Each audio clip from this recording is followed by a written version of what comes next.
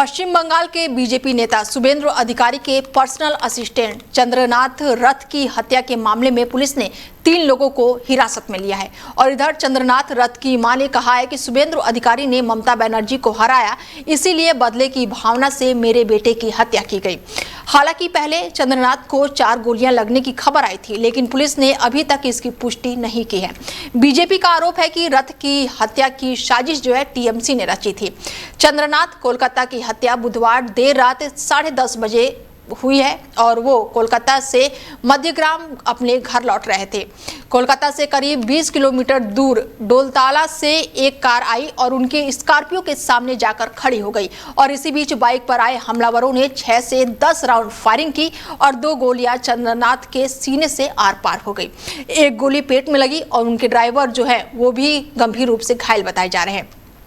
घटना के बाद से हमलावर जो है वो कार छोड़कर बाइक से फरार हो गए। घायलों को तुरंत ही नजदीकी अस्पताल ले जाया गया, जहां डॉक्टरों ने चंद्रनाथ को मृत घोषित कर दिया और उनके ड्राइवर का इलाज फिलहाल जारी है। ऐसे में पुलिस ने बड़ी कार्रवाई की है और 3 लोगों को हिरासत में लिया है। और शुभेंदु ने हाल ही जो चुनाव हुआ नतीजा आया, भवानीपुर में ममता बनर्जी को हराया, यही कारण हो सकता है। इसका कोई बात नहीं है। मैं उनका परिवार का साथ दूंगा और परिवार का जो डिमांड है तुरंत इसको जो किया है उनको हिरासत में लेकर चार्जशीट करके कॉन्विक्शन दिलाना, एक प्रक्रिया में भी मेरा जो जिम्मेदारी है मैं निभाने का काम करूंगा। पोस्टमार्टम डॉक्टर ने किया, डॉक्टर लोग ने बाहर आकर बोला उनका बॉडी से 4 बुलेट निकला। सब हार्ट जो है हमारी हार्ट का मैंने अगल बगल में जितना भी पैसेज है सबको टारगेटेड करके किया है और बहुत क्लोज मर्डर है, बहुत नजदीक से गोली किया है। और पूरा जैसे ओटी का पहले डॉक्टर ने पिन पॉइंट करता है ना, ये लोग भी पिन पॉइंट किया कहाँ गोली करने से उसको तुरंत मौत हो जाएगा। ये पूरा प्लान करके किया। ये बहुत स्पेशलिस्ट और खूंखार खूनी है। और हमारे साथ फोन लाइन पर जुड़ चुके हैं मैनेजिंग एडिटर रमेश ठाकुर जी हैं, उनसे बातचीत करते हैं कि किस तरीके से देख रहे हैं। पश्चिम बंगाल से ये बड़ी जानकारी निकलकर सामने आई है। पिछले 24 घंटे से पश्चिम बंगाल जो है लगातार सुर्खियों में बना हुआ है। एक तरफ जहां पर बीजेपी जीत का परचम लहरा चुकी है, वहीं अब हत्या की खबर निकलकर सामने आई है। सर, किस तरीके से देख रहे हैं?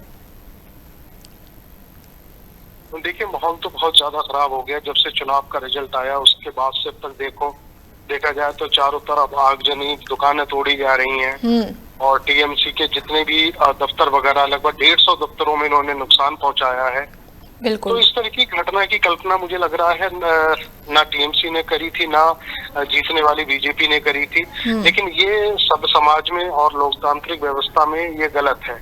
अगर कोई पार्टी जीत रही है तो उसको आराम से हजम करनी चाहिए। अगर आप हार भी हो रही है तो उसको तुरंत ही उस चीज को स्वीकार कर लेना चाहिए कि नहीं, ये जनादेश है। लेकिन पश्चिम बंगाल की जो पृष्ठभूमि है अनीता, क्योंकि वहाँ इस तरह की राजनीतिक घटनाएं, राजनीतिक हत्याएं होना कोई आम बात है नहीं है। बिल्कुल। क्योंकि जितने भी चुनाव वहाँ पे हुए हैं, हर चुनावों में इस तरह की घटना हुई है। लेकिन हालांकि इस बार के चुनाव में केंद्रीय फोर्सेस और केंद्रीय जितनी भी टुकड़ियां, कंपनियां लगी हुई थी, लगभग 2.5 लाख कर्मचारियों की तैनाती थी।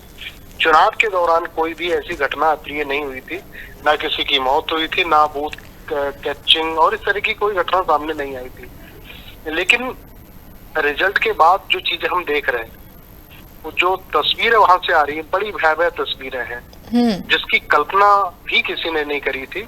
क्योंकि अगर एक जिंदा लोकतंत्र के साथ में अगर इस तरह की घटनाएं होती हैं तो मुझे लग रहा आने वाला जो वक्त है, बिल्कुल, और भी जगह इस तरह की आग पहुंच सकती है। बिल्कुल। ऐसे में सर, शुभेंदु अधिकारी का बयान है कि भवानीपुर से चुनाव जीते हैं, इसीलिए पीए की हत्या की गई है। सीधे तौर पर कहें तो इनका लगातार यही कहना है कि ममता बनर्जी जो है अपनी हार को पचा नहीं पा रही है। क्या इस तरीके से भी देख सकते हैं इसको?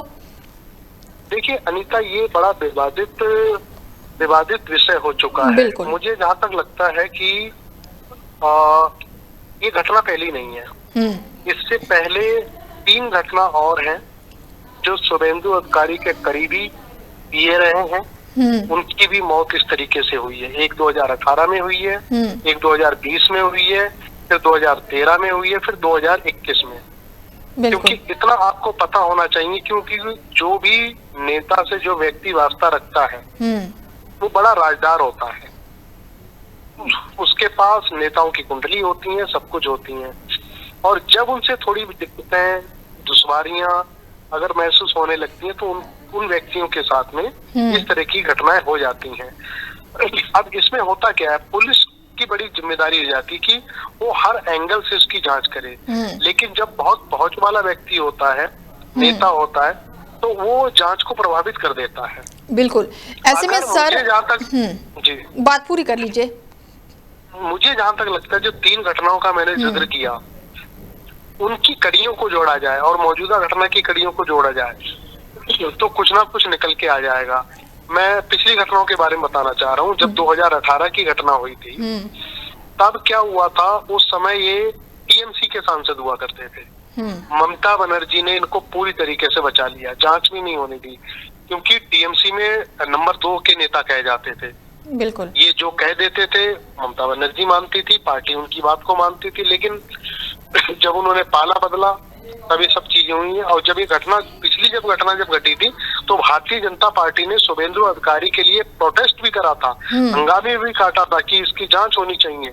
लेकिन अब जो घटना हुई है, मुझे लगता नहीं है कि उसकी सही से जांच हो पाएगी और सही बात तो सामने निकल के आ पाएगी। बिल्कुल। ऐसे में सर, अभी आपने कहा कि जो नेता होते हैं वो काफी, अगर ये करीबी हैं तो राजदार भी होंगे, काफी राज्य भी जानते होंगे। शुभेंद्र अधिकारी की बात करूं, या फिर अभी आपने बताया को टीएमसी में भी रहे हैं, तो क्या इनकी सुरक्षा में चूक हुई है, या पुलिस इनके आसपास नहीं थी, सुरक्षा व्यवस्था इनकी पुख्ता नहीं थी? नहीं, देखिए, ये पीए थे इनके, और खुद ही अपने आप में सक्षम थे, एयरफोर्स के में काम कर चुके हैं। अब जो सेना में जो व्यक्ति रहा हो तो बड़ा चौकन्ना रहता है, फिट रहता है।